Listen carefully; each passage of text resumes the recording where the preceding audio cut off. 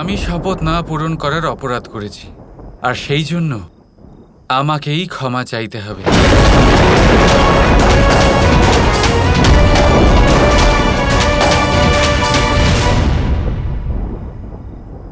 আমি বৃন্দাবনের প্রধান নন্দর পুত্র কৃষ্ণ নিজের মাথা নত করে, নিজের দুহাত জোর করে সবার সামনে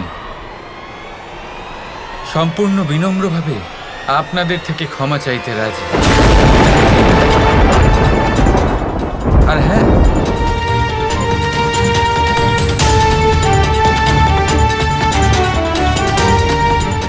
আমি শুধু বৃন্দাবনের প্রধানের পুত্রই নয়, বর্ষণার প্রধান রাধা রানীর পরম বন্ধু।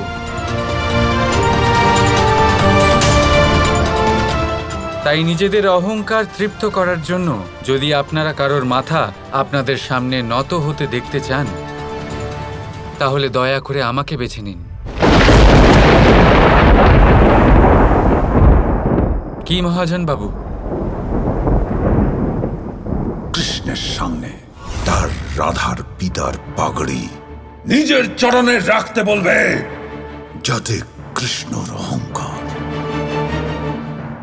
চূর্ণ বিচূর্ণ হয়ে যায়। ও তো নিজেই নত হতে রাজি হয়ে গেছে, তাহলে আমরা ওকে দিয়েই ক্ষমার প্রার্থনা করিয়ে নিই। ঠিক আছে, যদি ভুল তুমি করে থাকো কৃষ্ণ, তাহলে ক্ষমা তো তোমাকেই চাইতে হবে। এসো, নত করো নিজের মাথা আমাদের চরণে।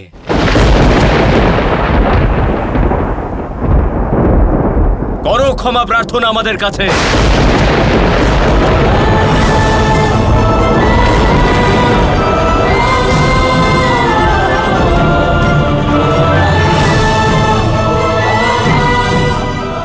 না কৃষ্ণ, এটা প্রয়োজনীয় রাধা।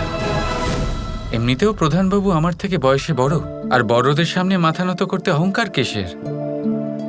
এখানে অহংকার দিয়ে নয়, ভালোবেসে এগোতে হবে রাধা।